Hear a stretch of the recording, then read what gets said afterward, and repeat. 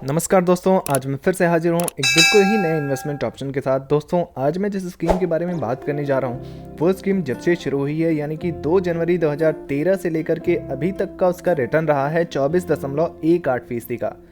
दोस्तों, इस स्कीम का नाम है SBI टेक्नोलॉजी अपॉर्चुनिटी फंड। दोस्तों, अगर 5 सालों की रिटर्न की बात की जाए तो SBI technology opportunity mutual fund ने 29.22% का रिटर्न दे दिया है।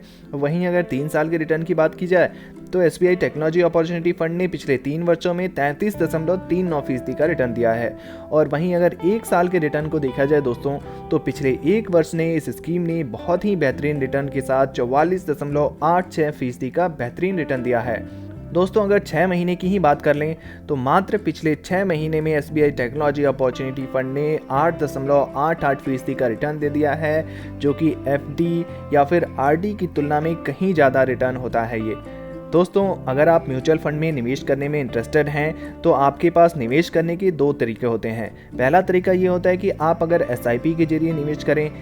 SIP यानी कि systematic investment plan. Systematic investment plan वो होता है जिसमें आप हर महीने एक छोटी रकम 500 रुपये, 1000 रुपये, 1500 रुपये, 2000 रुपये, जितनी भी आपकी कैपेसिटी है उस हिसाब से आप निवेश करते हैं और उसे हर महीने निवेश करते रहते हैं और उसे कुछ सालों तक निवेश करना होता है। निवेश के बाद आपको एक बहुत बड़ी रकम रिटर्न के रूप में मिलती है, प्लस जो आपका लमसम अमाउंट आपको मिलता है वो काफ़ी बड़ा अमाउंट होता है। कि अगर हम SBI टेक्नोलॉजी अपॉर्चुनिटी फंड में 500 रुपये हर महीने निवेश की शुरुआत कर दें तो इस फंड में हमें कितने सालों में कितने रुपए बनेंगे, इसको हम कैलकुलेटर पर चलेंगे और कैलकुलेटर पर कैलकुलेट करके मैं आपको समझाऊंगा सारा कुछ।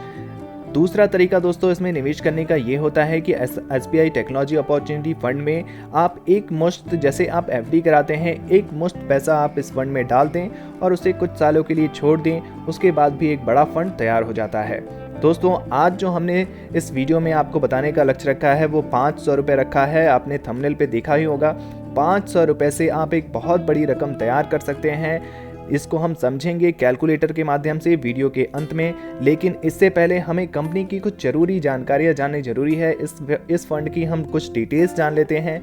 दोस्तों, SBI टेक्नोलॉजी अपॉर्चुनिटी फंड के अगर NAV प्राइस की बात करूं तो 164.81 रुपये का NAV प्राइस है। अगर आप SIP के जरिए इस फंड में निवेश करना चाहते हैं तो मिनिमम अमाउंट जो निवेश करने की रखी गई है वो 500 रुपये की रखी गई है।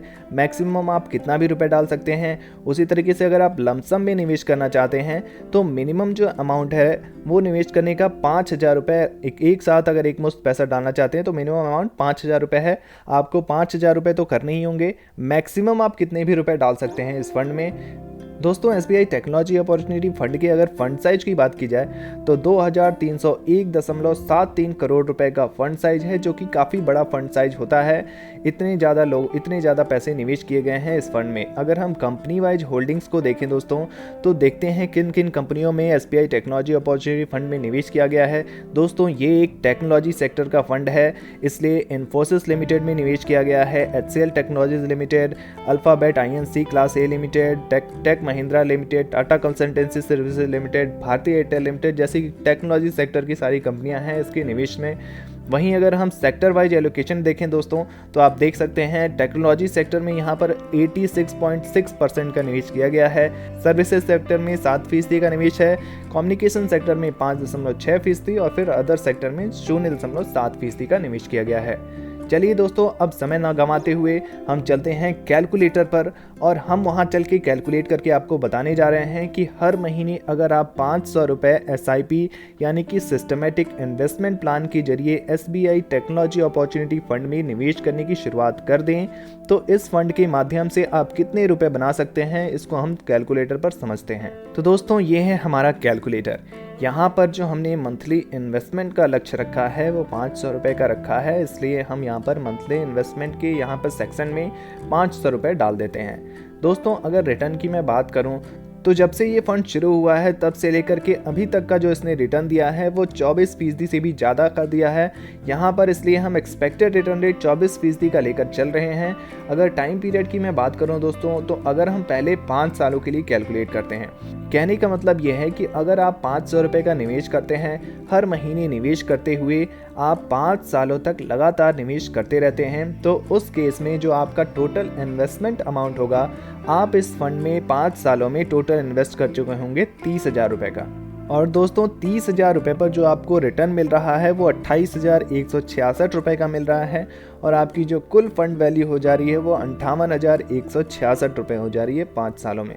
दोस्तों अगर 10 सालों की बात करें और हम अगर 10 सालों तक के लिए कैलकुलेट करें, यानी कि कहने का मतलब ये है कि अगर आप हर महीने 500 रुपये निवेश करते रहते हैं और लगातार करते हुए 10 सालों तक लगातार निवेश करते रहते हैं, तो उस केस में आप SBI टेक्नोलॉजी अपॉर्चुनिटी फंड में 60,000 रुपये का निवेश कर चुके होंगे। यहाँ पर इस कैलकुलेटर में देख रहे हैं आपको 60,000 रुपये पर जो रिटर्न मिल रहा है वो 1,79,012 रुपये का बैठ रहा है, और आपकी जो फाइनल फंड वैल्यू हो रही है वो 2,49,012 रुपये हो जा रही है। दोस्तों अगर 15 सालों की बात करूं, अगर आपने हर महीने 500 रुपये का निवेश किया और आपको 24% का एक्सपेक्टेड रिटर्न रेट मिलता रहा, तो उस केस में आप 90,000 रुपये इस फंड में डाल चुके होंगे। 90,000 रुपये आप SBI टेक्नोलॉजी अपॉर्चुनिटी फंड में डालने के बाद जो आपको 15 साल बाद रिटर्न यहाँ पर दिख रहा है वो 7,85,181 रुपये का हो रहा है। बहुत बड़ा रिटर्न बैठ रहा है। 90,000 के हिसाब से देखा जाए तो 90,000 के इन्वेस्टमेंट पर आपको 7,85,181 रुपये का रिटर्न मिल जा रहा है, और आपकी फाइनल फंड वैल्यू हो रही है वो 7,85,181 रुपये जो आपका रिटर्न है, प्लस जो आपने इन्वेस्टमेंट किया हुआ है 90,000 रुपये, वो मिलाकर हो जा रहा है 8,75,181 रुपये।